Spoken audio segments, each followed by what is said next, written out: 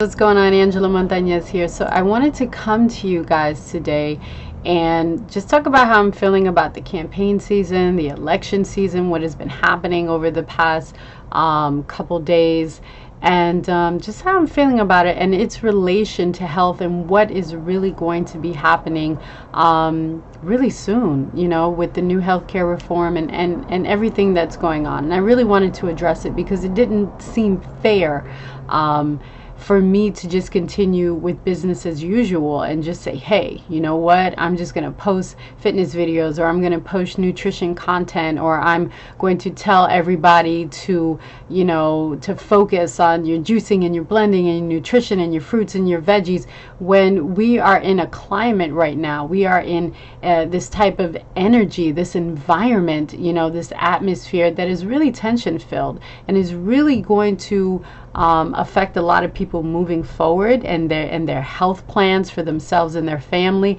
and it's affecting them now. So many people are going through a lot of mental stress, a grieving process that they're going through, you know, and this is not just about an election. This is not just about one candidate winning over another. This is an authentic, traumatizing experience for many people only because of the environment and the atmosphere that was fostered throughout this process.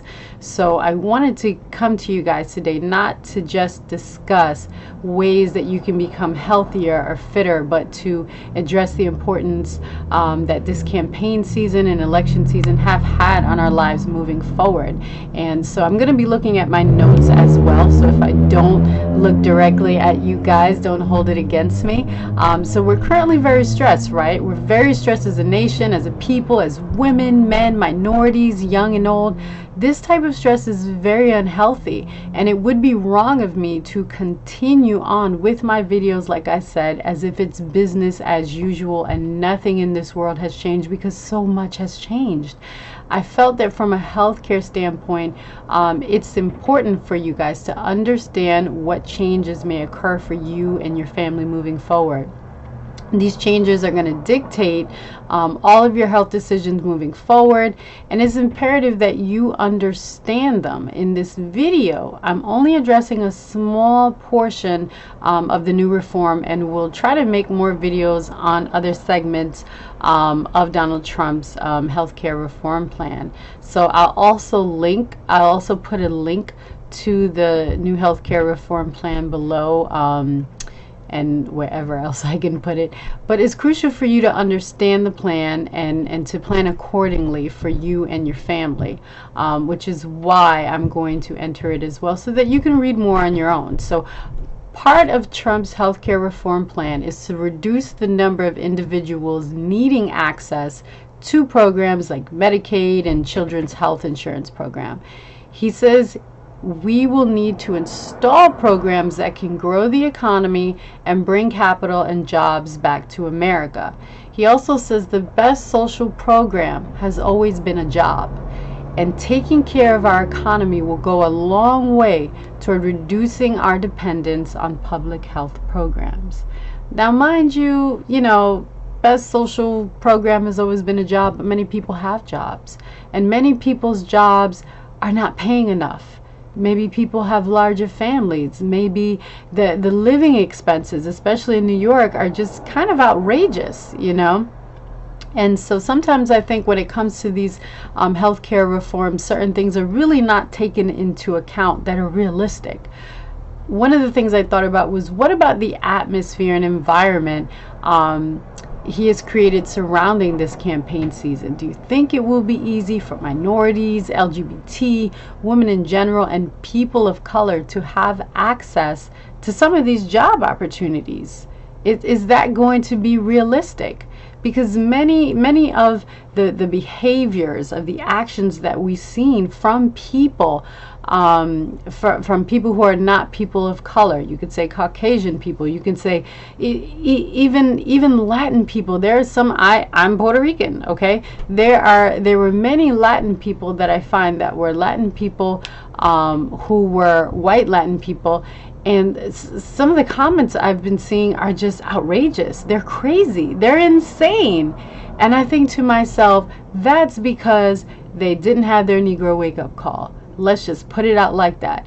If you are a minority, you are a person of color, you are LGBT, you are a woman, you're something, and you're just like, I'm pro, for the Trump movement, for the environment that he has created, for the environment that he has fostered, nurtured, and cultivated, guess what? You have not had your Negro wake-up call, and you will. Okay, you definitely will, because when you have some random person coming up to you on the street talking about go back to Mexico, and you're like, but my family's from El Salvador, you're going to be like, where is this coming from? Because this is the environment that he has fostered and created. Okay, so back on health. So some of the things that I have noticed over the past couple days, and even weeks I should say, but more so since he had been announced, is many of us can't even walk down the street, pump gas, visit our local grocery stores, drive home without a police stop gone wrong, or express our fears on our news feeds without being harassed, threatened, or racially incited. It's pretty scary. We've begun to experience a new level of fear that has not been awakened in our spirits, in our souls, since the civil rights movement. How can we as minorities, we as women, LGBT, we as a people, how can we afford the opportunity to have hope and access to greater jobs and living and better health if we're harassed, if we're incited, if we're fearful, if we're jobless?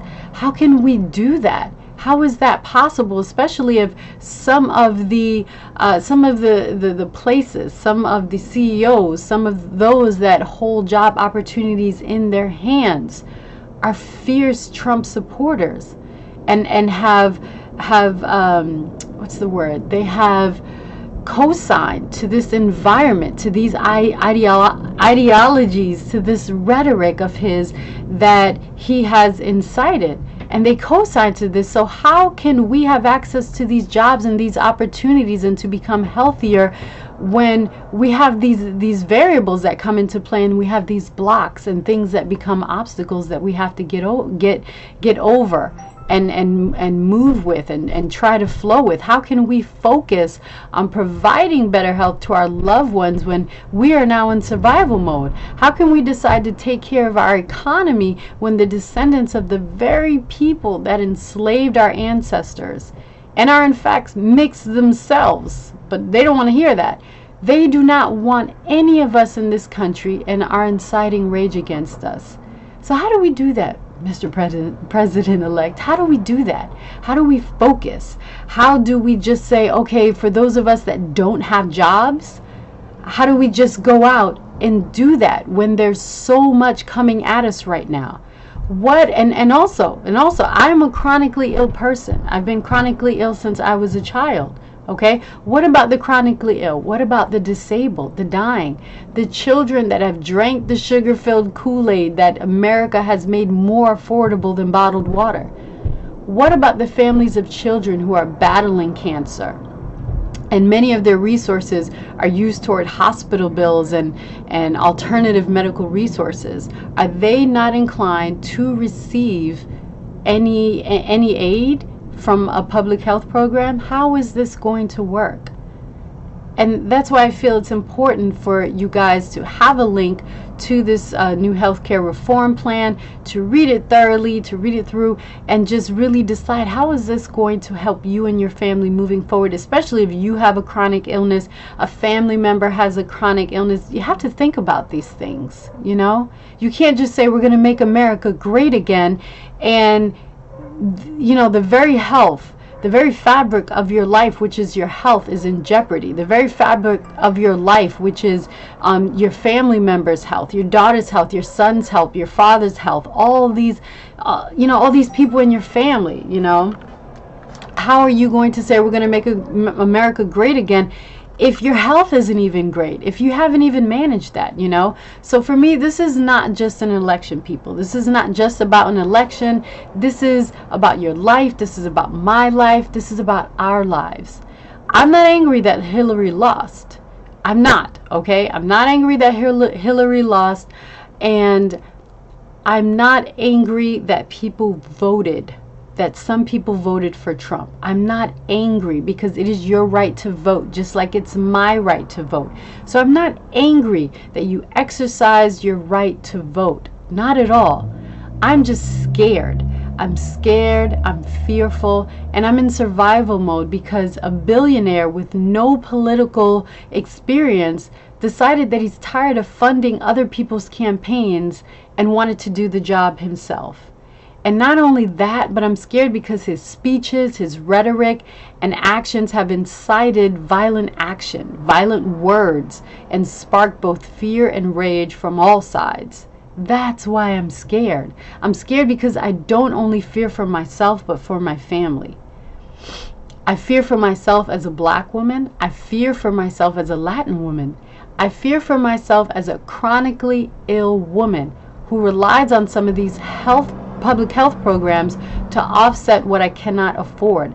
I'm scared for myself as a woman. And I know many of you can really relate to this, you know. I also fear for my family members, so it's not just myself, it's my family, it's my friends. I come from a mixed family.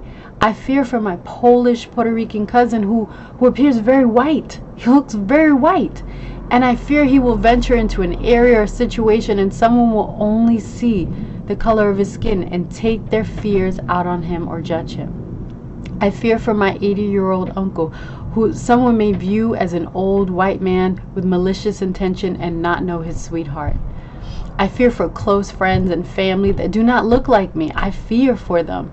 I fear for us as a nation because it's hard to post content about health and discuss the importance of caring for your health, or post fitness videos, or share nutrition content when the larger picture may not assist you in reaching your health goals. It's not fair for me to continue on with business as usual when the health landscape of this country will change dramatically and many may not benefit from it. So in regards to this, you know, I would definitely say, and I encourage you guys to stay strong, stay on your path. If you have a health goal for yourself, a health goal for your family, I encourage you to continue on it. Do your best. Do your best to focus on your health goals. Remember that together we rise and divided we fall. Keep one another safe and remember each other in your prayers. Don't forget one another. Remember each other. Try to be as loving as possible. Try to say as many loving things as possible. You know, and when that sentiment is not available for you at a certain time, if someone is harassing you, if somebody is being violent toward you, if somebody is making you feel insanely uncomfortable, the only thing I could say is do whatever is in you to do to protect yourself, to protect your family, and to feel safe, because it just doesn't feel safe anymore. It feels very scary. It feels very uncertain. And it's just very tension filled. The environment that has been fostered is just really not an optimistic one. And health-wise, things are really going to change for people.